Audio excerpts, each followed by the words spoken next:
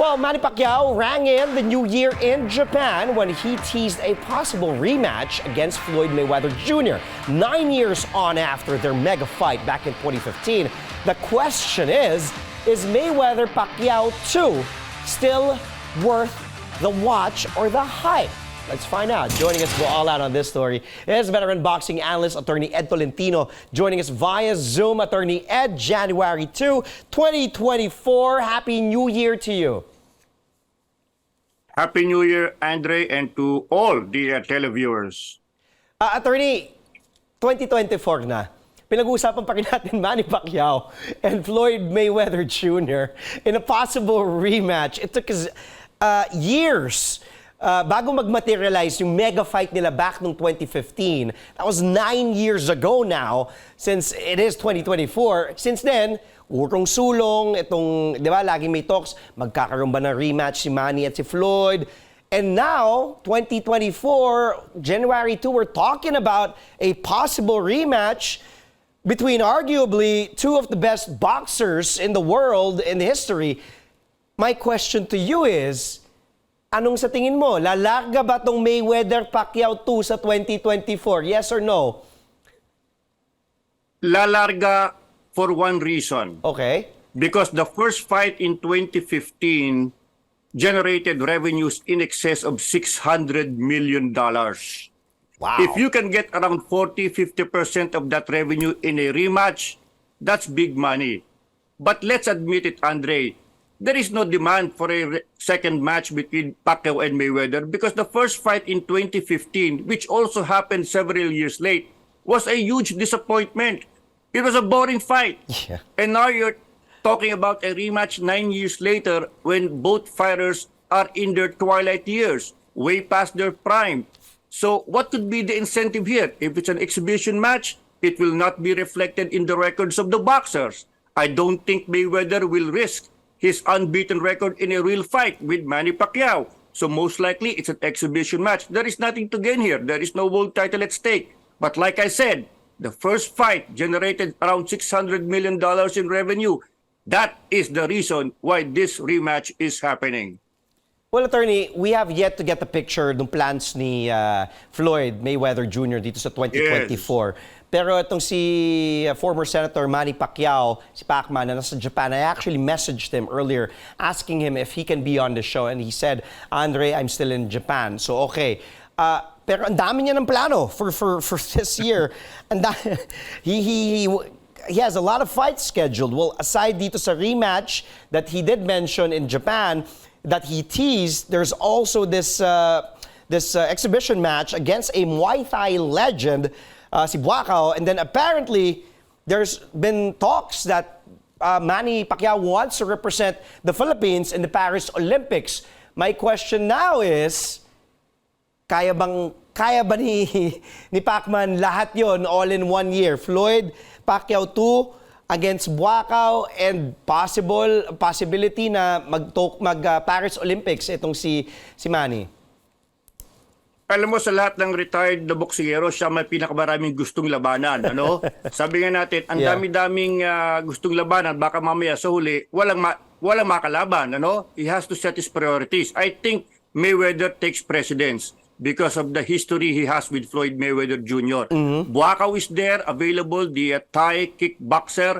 And then there's also the Olympics, wherein he is seeking an age exemption and universality play slot to qualify. So napakarami niyang gustong gawin for somebody who's already 45 years old. There are high risks involved in this matchup, pero pinaka-safe talaga dito para sa akin, kung exhibition lang yung Mayweather, kung exhibition lang yung Pacquiao, safe yan. Kesa naman hamunin niya yung mga Terence Crawford, Gervonta Tank Davis, na na-mention na rin last year ni Manny Pacquiao as potential opponent. So mas delikado yun kasi mga active boxers yun. Ito mga exhibition lang. But the Olympics also will be very demanding and punishing sapagkat mga bata ang mga kalaban niya dyan at ibang klase rin po ang schedule ng Olympics. Ilang beses kang lalaban, ilang beses kang i-weigh in.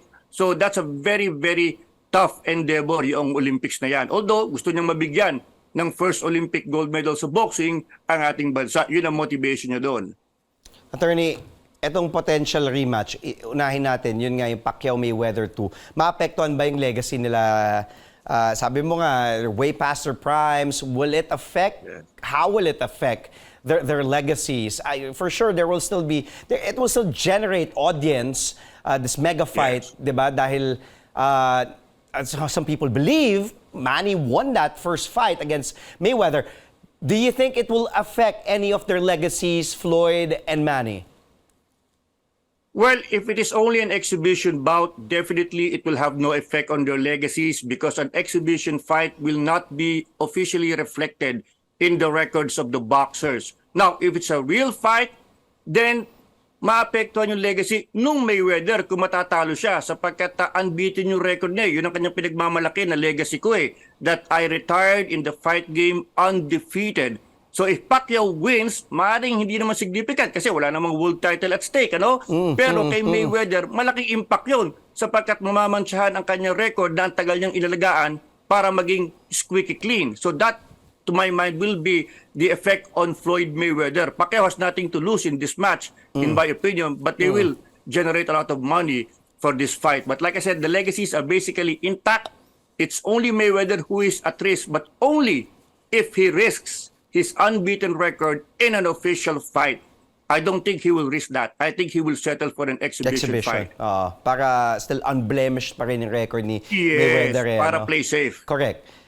Kung ikaw, attorney, kung, lagay natin, kunyari ikaw si Manny Pacquiao, tanungin kita, attorney, Sen Manny, anong pipiliin mo? No, if you were gonna give probably Sen Manny his kumbaga your 2 cents, your advice, kalabanin si Mayweather ulit this year, unahin yon, or talon ka agad sa Olympics, anong pipiliin mo, attorney? Ako, given his age, 45, matagal lang hindi lumalaban. Ang labanan mo na lang yung kapwa mo may edad na hindi na rin naman lumalaban. Mas safe po yan. Maraming risks sa Olympics. Una-una, kailangan ka dumaan sa qualifying tournaments. Hihingi ka pa ng age exemption. Tama. At saka yung mga Olympics, para sa mga bata na yan, ibigay mo na sa mga bata yan, Kasi very punishing yan. Yung Mayweather na lang, kikita ka pa ng malaki, wala namang guaranteed purse sa Olympics, Doon sa Mayweather, kikita ka at less risk yan. Kasi ang kalaban mo, same age, same bracket, sabi nga natin. So it's a safer route para kay Manny Pacquiao. Because obviously, he still wants to fight, but I think you have to choose your battles. Yes. I think Mayweather is the safest. The Olympics will be very dangerous. Yes. Make no mistake, it's not going to be a walk in the park given his age and the younger boxers who will be taking part in the Olympics. Speaking of younger boxers, we will put the spotlight on our younger boxers when we return, attorney, sina Marlon Tapales and Yumir Marshall. Pero bago tayo mag-quick break, bigyan mo lang ako ng pangalan. Kung hindi si Mayweather, sabi mo kaedad niya kasi yung Olympics pambata. Sino sa tingin mong yung dapat makalaban ni Manny dito sa 2024? Isang pangalan lang, attorney. Ako, big money fight, Conor McGregor, tuloy niya. Okay. Ituloy niya yung Conor McGregor. Well, dyan ka lang, attorney. We'll take a really quick timeout. But when we return, as I said, we will put the spotlight on our young boxers, Yumir Marshall and Marlon Tapales, with boxing analyst, Attorney Ed Tolentino. Stay tuned. The Sports Says only here on CNN Philippines, where we go all out for today's top sports stories. We'll be right back.